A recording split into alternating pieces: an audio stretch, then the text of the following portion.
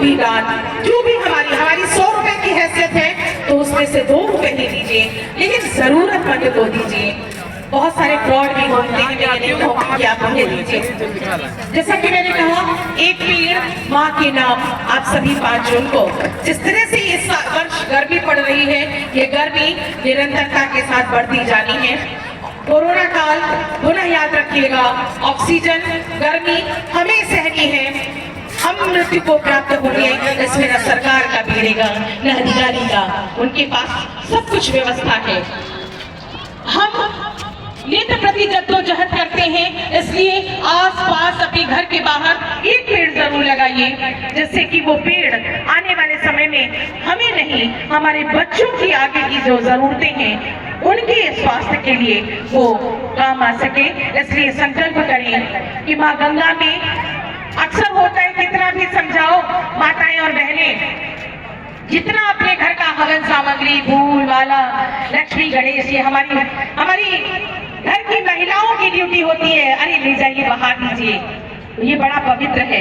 हम ये नहीं सोचते कि हम अपने घर का पानी मांझ कर धो कर भरते हैं, अगर उसमें एक कण पड़ जाए तो हम पानी तुरंत फेंक देते हैं, लेकिन माँ गंगा में जूता भी धोएंगे, कूड़ा करकट भी फेंकेंगे और उसी को बड़े प्रेम से ग्रहण करेंगे। बस थोड़ा सा सोचने की जरूरत है, उसे कितने मन से हम पीते हैं, तब हमें घृणा नहीं लगती कि हमने इसमें गंदगी बहाई है, वो कितना गंदा पानी है। लेकिन क्यों? क्योंकि हमारी आस्था है माँ, मोक्षदायिनी है माँ, जन्म से लेके मृत्यु तक का सफर माँ गंगा के बिना पूर्ण ही नहीं हो सकता। हम भारतवर्ष में माँ गंगा के बिना अपने जीवन की कल्पना भी नहीं कर सकते। इसलिए मैं स्पेशली अपनी बहनों से कहना चाहूंगी कि सोचिए, अगर आपके घर वाले, हम रुद्राभिषेक करते हैं, हम 10 दिन माँ की स्थापना करते हैं या सत्यनारायण भगवान की कथा कहते हैं, वो सारे जो फूल माला जो भी इकट्ठा हो, या अच्छा अब एक चलन और हो गया है कि हम उठा करके अपने गणेश लक्ष्मी जी को जाके किसी पेड़ के नीचे फेंक आए। सोचिएगा, फिर हम कहते हैं भगवान जी बड़ा कष्ट दे रहे हैं। आखिर हमने गलती क्या की, हमने पाप क्या किया? जिनको बड़े प्यार से खरीद कर लाए, साल भर पूजा अर्चना की, अब माँ गंगा में नहीं बहाना है तो हमने किसी भी पेड़ के पर ले जाकर फेंकवा दिया, हमारी समस्या खत्म, हमने तो फेंकवा दिया।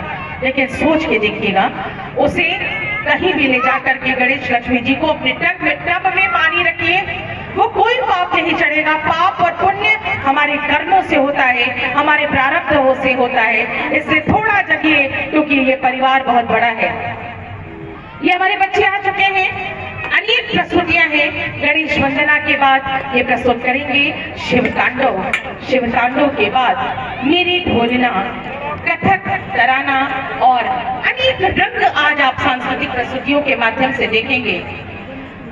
हमारी भारत सरकार जो इन कलाकारों के लिए, अपने भारत की लोक कलाओं को जीवित रखने के लिए तमाम प्रयास कर रही है, उन्हीं प्रयासों में हरिहर गंगा आरती का भी एक बहुत ही सुंदर प्रयास।